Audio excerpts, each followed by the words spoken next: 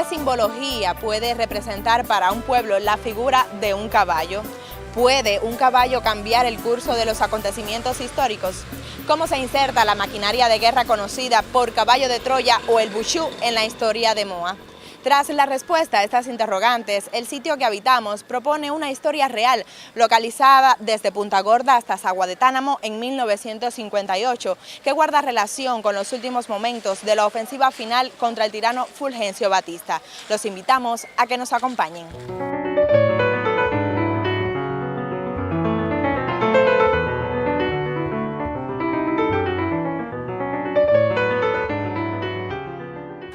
En 1952, tras el golpe de Estado perpetrado por Fulgencio Batista, quedarían frustrados los ideales de libertad del pueblo cubano.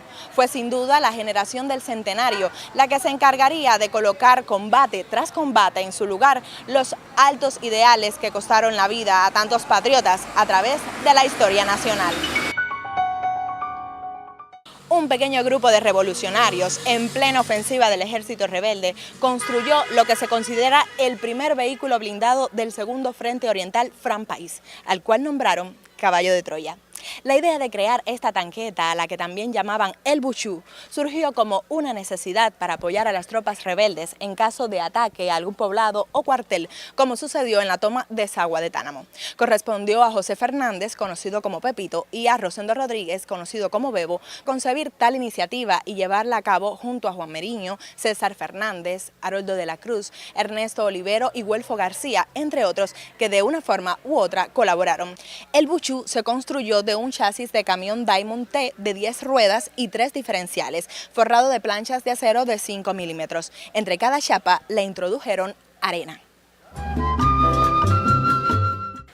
La tanqueta Caballo de Troya fue construida en un lugar conocido por El Carril, en los montes de la Caoba, y su fabricación abarcó casi 2 meses de trabajo.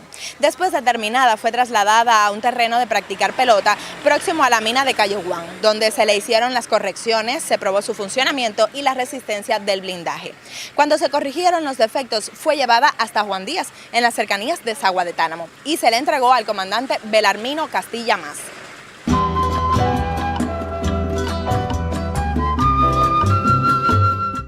Y ahora en el sitio que habitamos conversamos con Guillermo Román Cuervo Cruz, también conocido como Tutú Cuervo, quien es miembro de la Asociación de Combatientes en el municipio de Sagua de Tánamo y testigo de la batalla de este municipio por allá, por el año 1958.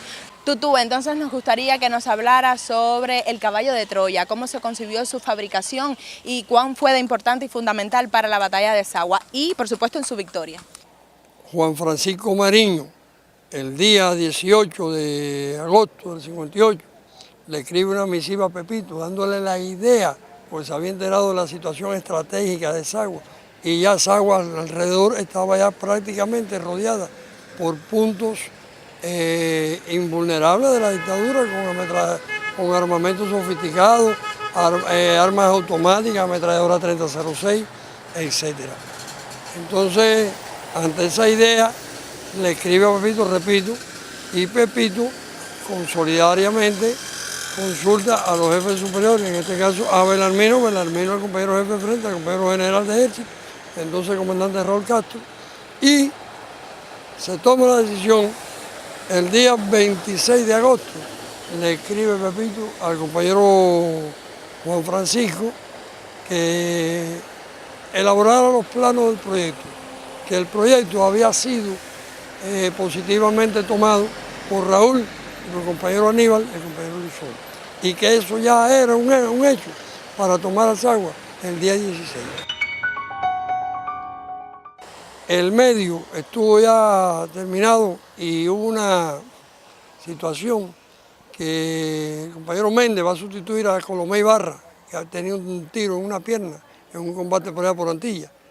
Y entonces quisieron llevarse el medio para allá y Pepito fue y se le apareció allá y le dijo, no, ese es el medio de la columna 19 y de la compañía B Pedro Soto Alba. Y ya eso sale hoy para Juan Díaz, así que lo construyeron, móntense ahora mismo y partan para Juan Díaz, que ya Belarmino está en Juan Díaz en el Palmar y Luzón lo está esperando. Cuervo, entonces cuéntenos cómo es que llega hasta acá el Caballo de Troya. ¿Por qué en esta ubicación particularmente? Sí, mira, mi amor, ya ubicado en Juan Díaz, el medio. Ahí se reúnen los compañeros de las distintas columnas, Belarmino y Luzón, y deciden conformar la tripulación y la fuerza de retaguardia que cubriría este medio para su desplazamiento dentro de esa agua.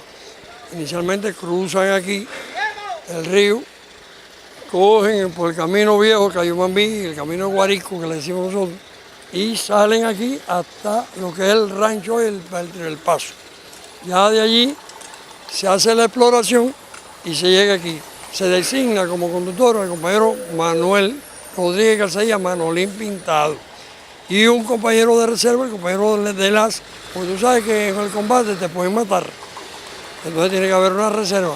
Y entonces entraron además el compañero Eduardo Romero Algota, Víctor Díaz Hernández, cabo, Miguel Quevedo, Agustín Álvarez, que hubo una situación difícil con Agustín. Agustín tiene 16 años. Un niño. Un niño. Su labor era apoyar las construcciones dentro de la lucha.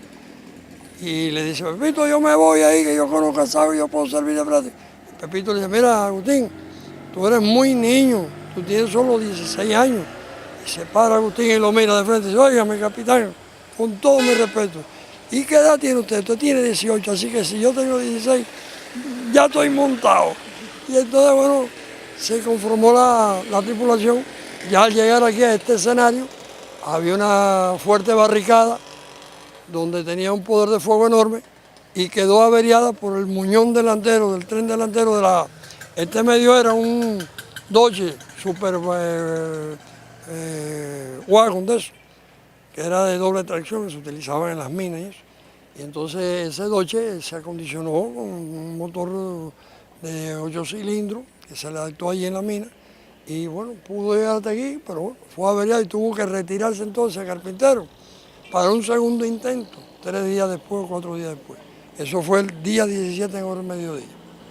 Bueno, muchísimas gracias a Tutú Cuervo por toda la información ofrecida, porque además fue testigo y es importante para todos conocer de los propios protagonistas todo lo acontecido por la historia y sobre todo la historia local. Muchísimas gracias nuevamente. Yo le invito a que continúe con nosotros porque en otra secuencia continuaremos conociendo detalles del caballo de Troya.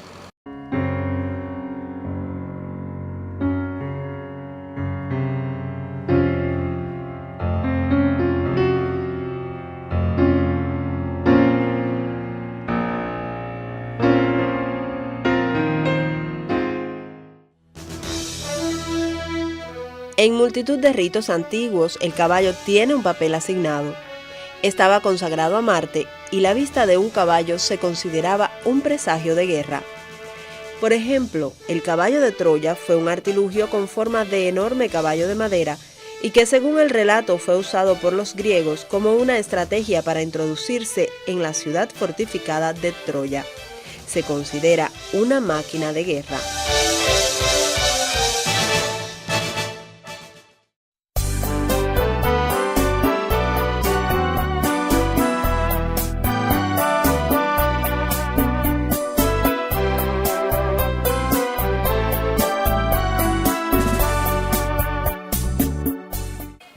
Y continuamos conociendo del caballo de Troya en el sitio que habitamos. En esta oportunidad converso con el mayor de la reserva, Juan José de la Cruz Guilarte, quien es presidente de la Asociación de Combatientes acá en el municipio de Sagua de Tánamo. Gracias por acompañarnos. Muchas gracias.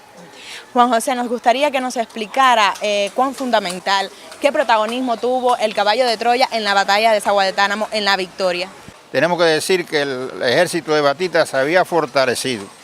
En el primer momento, el caballo de Troya intentó penetrar a Sagua de Tánamo, lo cual por todas las barricadas realizadas por el ejército impidió que el caballo llegara hasta su destino y se lograra el objetivo de ocupar el ayuntamiento.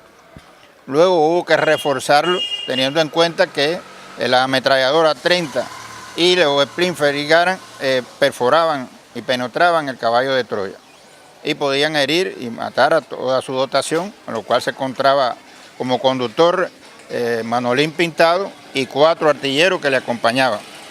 Luego se decidió retirar el caballo de Troya, se reconstruyó, se le puso una tora de mayor milímetro y se hizo a prueba de bala, lo cual se pudo comprobar que podía llegar hasta el poblado de Sagua de Tánamo y lograr mejor resultado teniendo en cuenta ya las cantidades de pérdida que había tenido el ejército rebelde en el poblado de Sagua de Tánamo. Asimismo fue, el caballo de Troya irrumpió, rompió la trinchera, llegó hasta donde estaba el sargento Pedro Bejerano, que era un sargento del gobierno de Batista, que estaba con una ametralladora 30, y tenemos que reconocer que era un soldado, un sargento de valor. Él se batió a tiro, pero el caballo de Troya siguió adelante para arriba de ellos y tuvo que abandonar la posición. Y eso permitió que la infantería pudiera lograr los objetivos y lograr que el día 24 a las 3 de la tarde se lograra la victoria de Sagua de Tánamo, rindiendo al enemigo. Y realmente tenemos que lamentar que se perdieron 17 combatientes del ejército rebelde, de Santiago de Cuba, de La Habana, de Baracoa, es decir, que había de diferentes lugares de Franpaís que perdieron la vida, regó la sangre en nuestro terruño tanameño. Muchísimas gracias al mayor de la reserva, Juan José de la Cruz, por acompañarnos y contarnos esta parte de la historia en este sitio que habitamos de Sagua de Tánamo.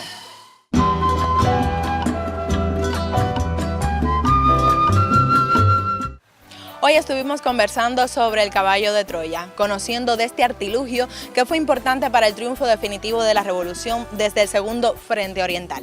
Nos despedimos hasta una nueva emisión en que recorramos la historia del sitio que habitamos.